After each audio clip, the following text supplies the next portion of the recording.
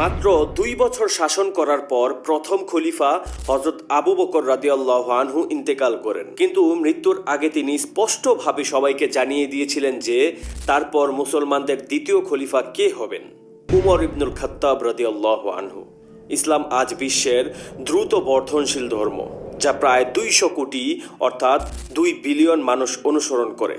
পৃথিবীতে এমন একটি সেকেন্ডও নেই যখন পৃথিবীর কোনো না কোনো প্রান্তে আজান হচ্ছে না।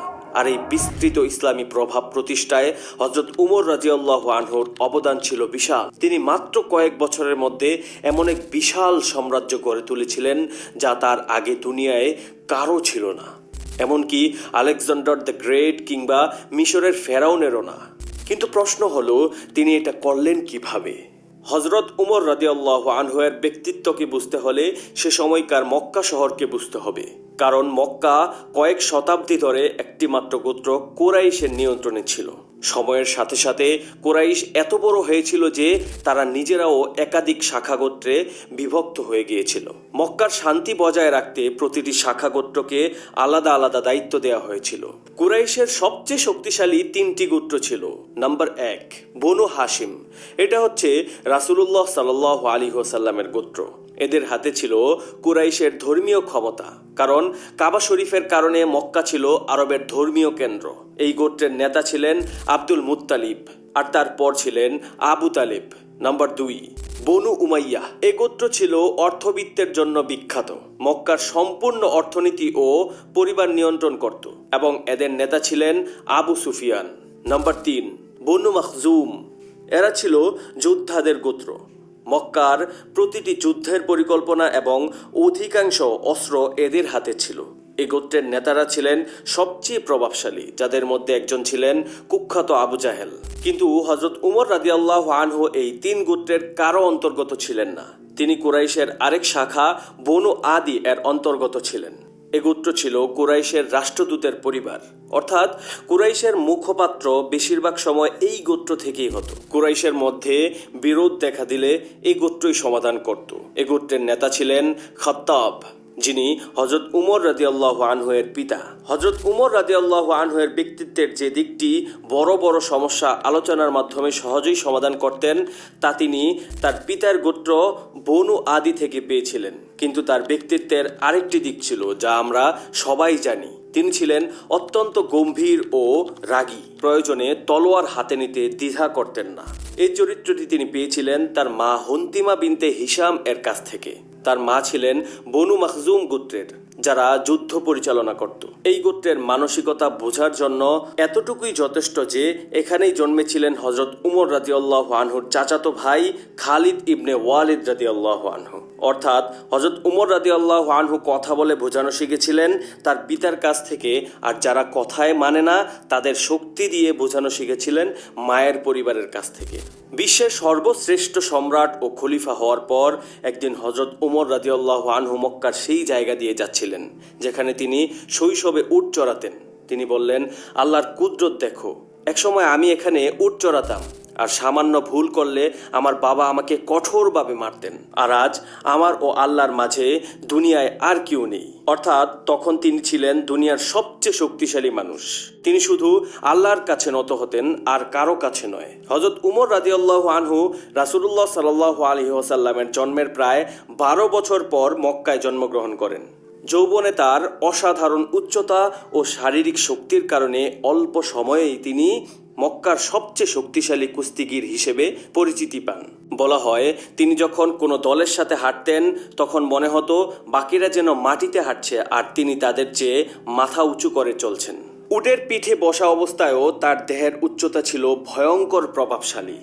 আজকের হিসেবে তুলনা করলে প্রায় 6 ফুট 6 ইঞ্চি থেকে 6 ফুট 7 ইঞ্চির সমান। উদাহরণস্বরূপ, যেমন ভারতের প্রধানমন্ত্রী নরেন্দ্র মোদীর পাশে দাঁড়ালে কাতারের আমির তামিম বিন হামাদ অনেকটা উঁচু দেখান। হযরত উমর রাদিয়াল্লাহু আনহুর উচ্চতা আর সাধারণ মানুষের উচ্চতার পার্থক্যও ছিল এমনই, বরং হয়তো তার থেকেও বেশি। এরপর ধীরে ধীরে হযরত উমর রাদিয়াল্লাহু আনহু নিজের গোত্র বনু আদির নেতৃত্ব নিতে শুরু করলেন। মক্কার বড় বড় প্রভাবশালী নেতাদের সঙ্গে বৈঠকে বসতে লাগলেন। কিছুদিনের মধ্যেই তিনি কুরাইশের সবচেয়ে মেধাবী রাষ্ট্রদূত হয়ে উঠলেন। পাশাপাশি তিনি আমদানি রপ্তানির ব্যবসা করতে শুরু করলেন, যার জন্য মক্কা, ইয়েমেন ও সিরিয়ার মধ্যে নিয়মিত যাতায়াত করতেন। যখন তার বয়স 27 হলো, তখন মক্কায় রাসূলুল্লাহ সাল্লাল্লাহু আলাইহি ওয়াসাল্লাম নবুয়তের ঘোষণা দিলেন এবং ইসলাম প্রচার শুরু করলেন।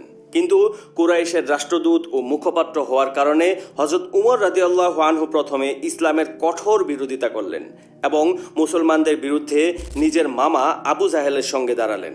ইসলামের আগে হযরত উমর রাদিয়াল্লাহু আনহুর সুনাম তেমন ভালো ছিল না, কারণ তিনি অনেকগুলো ইসলাম বিরোধী কাজে নিযুক্ত ছিলেন, যেমন মদ্যপান, জুয়া ইত্যাদি। তিনি মুসলমানদের এতটাই অপছন্দ করতেন যে শুধুমাত্র মুসলিম হওয়ার কারণে একদিন নিজের এক দাসকে এত মারলেন যে নিজেই ক্লান্ত হয়ে পড়লেন। কিন্তু সময়ের সাথে সাথে মুসলমানদের বিষয়ে তার অবস্থান কিছুটা বদলাতে শুরু করলো। একদিন মক্কায় তিনি এমন এক দাসের পাশ দিয়ে যাচ্ছিলেন যাকে তার মালিক আবু জাহেল মুসলিম হওয়ার কারণে প্রায় মারতে মারতে অজ্ঞান করে ফেলেছিল। হযরত উমর রাদিয়াল্লাহু আনহু যখন দেখলেন কেউ তাকে সাহায্য করছে না, তখন নিজেই গিয়ে তাকে উঠিয়ে দিলেন। তখন দাসটি বলল, আল্লাহর কসম, আপনি তাদের চেয়ে উত্তম। হযরত উমর রাদিয়াল্লাহু আনহু তখনও এর অর্থ বুঝতে পারেননি। আসলে দাসটি ইঙ্গিত করেছিল সেই দোয়ার দিকে যা রাসূলুল্লাহ সাল্লাল্লাহু আলাইহি ওয়াসাল্লাম করেছিলেন। দোয়াটি হলো, হে আল্লাহ, মক্কার এই দুই উমরের মধ্যে একজনকে ইসলামের পথে কবুল করুন।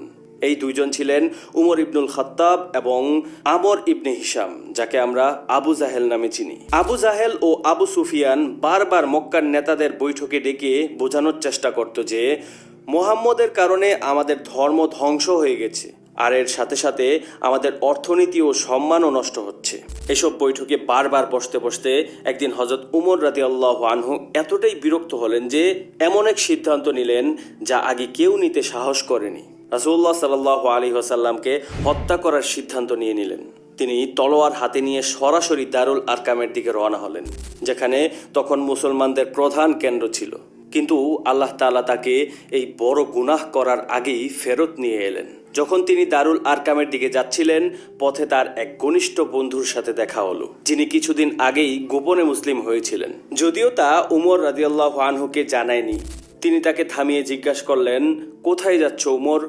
তিনি বললেন, মুহাম্মদের রফা দফা করতে। লোকটি বলল, একটি কথা শোনো, তোমার বোন ফাতেমা আর তার স্বামী সাঈদ তোমার ধর্মত্যাগ করে মুসলমান হয়েছে। এই কথা শুনে রাগে উন্মত্ত হয়ে ওমর ছুটে গেলেন বোনের বাড়িতে। তার বোন ইতিমধ্যেই স্বামী সাঈদ ইবনে জায়েদের কারণে মুসলিম হয়েছিলেন। সাঈদ ইবনে জায়েদ হযরত উমর রাদিয়াল্লাহু আনহুর ভগ্নিপতি হওয়ার পাশাপাশি তার চাচাতো ভাইও ছিলেন। তাদের চাচা জায়েদ নবুয়তের আগেই মক্কার বহু ঈশ্বরবাদী ধর্ম ত্যাগ করেছিলেন এবং সর্বদা এর বিরুদ্ধে কথা বলতেন। তার যুক্তি ছিল, আমরা সবাই জানি ইব্রাহিম আলাইহিস সালাম এক আল্লাহর ইবাদত করতেন এবং তার দ্বিতীয় পুত্র ইসহাকের বংশধর বনি ইসরাইলও এক আল্লাহর ইবাদত করত। তাহলে আমরা ইসমাইলের বংশধরেরা এতগুলো দেবতা কোত্থেকে আনলাম? এই কারণেই যখন তাদের পরিবার ইসলামের খবর পেল, তখন দ্রুত ইসলাম গ্রহণ করলো। ফাতেমা আর তার স্বামী তখন পবিত্র কুরআনের সূরা তহা পড়ছিলেন। উমরের পায়ের শব্দ পাওয়া মাত্র তারা চুপ হয়ে গেলেন, কোরআনের পাতা লুকিয়ে ফেললেন। উমর ঘরে ঢুকে জিজ্ঞেস করলেন, তুমি কি পড়ছিলে? বোন নিরুত্তর। উমর বললেন, আমি জেনে ফেলেছি যে তোমরা দুজনেই ধর্মত্যাগী হয়েছ। এই বলে উমর রাদিয়াল্লাহু আনহু ভগ্নিপতির উপর ঝাঁপিয়ে পড়লেন। বোন স্বামীকে রক্ষা করতে গেলে তিনি তাকেও আঘাত করলেন এবং রক্তাক্ত করে ফেললেন।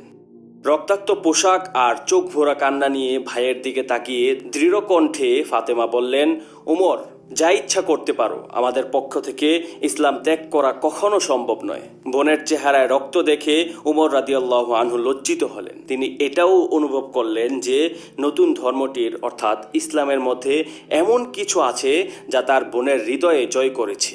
অনুতপ্ত হয়ে তিনি বললেন, তোমরা কি পড়ছিলে? আমাকে পড়ে শোনাও। প্রথমে তার বোন ভয় পেয়ে গেল, উমর হয়তো কোরআনের পাতাগুলো ছিঁড়েই ফেলবে। কিন্তু উমর রাদিয়াল্লাহু আনহু ওয়াদা করলেন এরকম কিছু তিনি করবেন না। তখন ফাতেমা তাকে হাত মুখ ধুয়ে আসতে বলল, যেন তার মেজাজ ঠান্ডা হয় এবং কোরআন স্পর্শের আগে তিনি পবিত্রতা অর্জন করেন। অতঃপর উমর রাদিয়াল্লাহু আনহুর সামনে সূরা তহার কিছু আয়াত পাঠ করা হলো, যার অর্থ, নিশ্চয়ই আমিই আল্লাহ, আমি ছাড়া অন্য কোনো উপাস্য নেই, সুতরাং তুমি আমার ইবাদত করো এবং আমাকে স্মরণ করার জন্য নামাজ কায়েম করো। প্রতিশ্রুত মুহূর্ত নিশ্চয়ই আসবে, আমি শীঘ্রই তা প্রকাশ করব যেন প্রত্যেক ব্যক্তিকে তার চেষ্টা অনুযায়ী প্রতিদান দেয়া যায়। তার হৃদয়ে বাস্তবিক পরিবর্তন ঘটল। তিনি উচ্ছ্বাস ভরে বলে উঠলেন, কি সুন্দর, কি মনোহর। উমর রাদিয়াল্লাহু আনহুর মাঝে এই প্রতিক্রিয়া দেখে ভগ্নিপতি বেরিয়ে এলেন এবং বিস্ময়ের সঙ্গে বললেন, আল্লাহ সাক্ষী, গতকালই আমি শুনেছি মহানবী সাল্লাল্লাহু আলাইহি ওয়াসাল্লাম উমর অথবা আমর ইবনে হিশামের ইসলাম গ্রহণের জন্য দোয়া করছিলেন। তোমার পরিবর্তন তো সেই দোয়ারই ফল। এরপর উমর রাদিয়াল্লাহু আনহু দারুল আরকামে গেলেন মহানবী সাল্লাল্লাহু আলাইহি ওয়াসাল্লামের কাছে। তখনও তার হাতে তলোয়ার ছিল, তবে তা আর ইসলামের বিপক্ষে হুমকি স্বরূপ ছিল না। দরজায় হামজা, তালহা এবং আরও 2 সাহাবী দাঁড়িয়েছিলেন। ইতিপূর্বে উমরের হাতে নির্যাতিত হওয়ায় সাহাবীরা তাকে ঘরে ঢুকতে দিতে চাইছিল না, ইতস্তত করছিল। কিন্তু মহানবী সাল্লাল্লাহু আলাইহি ওয়াসাল্লাম উমরের মনোভাব বুঝতে পেরেছিলেন। তিনি বললেন, উমর, কি জন্য এসেছো? উমর রাদিয়াল্লাহু আনহু জবাব দিলেন, ইয়া রাসূলুল্লাহ, আমি এখানে মুসলিম হওয়ার জন্য এসেছি। এরপর উমর রাদিয়াল্লাহু আনহু উচ্চারণ করলেন ঈমানের কালেমা। মহানবী সাল্লাল্লাহু আলাইহি ওয়াসাল্লামের মুখে ফুটে উঠল তৃপ্তির হাসি, কণ্ঠে ধ্বনিত হলো আল্লাহু আকবার। এই ধ্বনি যেন ছুটে গেল মক্কার আকাশ পেরিয়ে, ঢেউ হয়ে ছড়িয়ে পড়ল চারপাশে। প্রতিটি হৃদয়ে জাগিয়ে তুলল আলো, প্রতিটি প্রান্তরে ছড়িয়ে দিল সুখের বার্তা। তারপর মুসলমানরা উচ্চ স্বরে তাকবীর বলল, আল্লাহু আকবার, যা মক্কার রাস্তায় প্রতিধ্বনিত হয়ে গেল। এভাবেই হযরত উমর রাদিয়াল্লাহু আনহু ইসলামের পতাকা হাতে তুলে নিলেন। এর পরের বছরগুলোতে তিনি কিভাবে বিশ্বজয় করলেন এবং সারা পৃথিবীতে সাম্রাজ্য কায়েম করলেন সেটাই জানবো আমরা পরবর্তী ভিডিওতে, যেখানে উন্মোচিত হবে উমর রাদিয়াল্লাহু আনহুর সংগ্রামী জীবনের বাকি অংশ। আমাদের সাথে কানেক্টেড থাকার জন্য এবং মনোযোগ দিয়ে শোনার জন্য জাযাকাল্লাহ খায়রান। দেখা হবে পরের ভিডিওতে ইনশাআল্লাহ। পার্ট 2 পেতে আমাদের চ্যানেলটি সাবস্ক্রাইব করে বেল আইকনটি ক্লিক করে রাখুন।